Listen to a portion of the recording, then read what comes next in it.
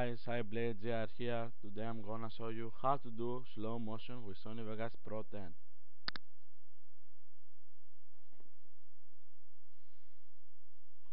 First of all, we go File and Open, and we choose a clip or a video.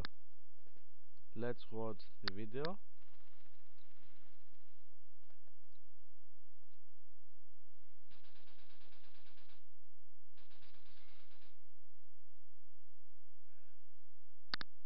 Okay, that was the video.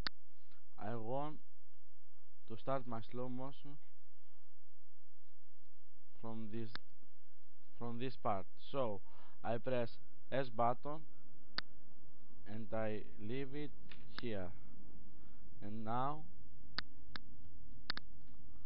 I go there and I press Control and I just drag it there. Let's watch it again.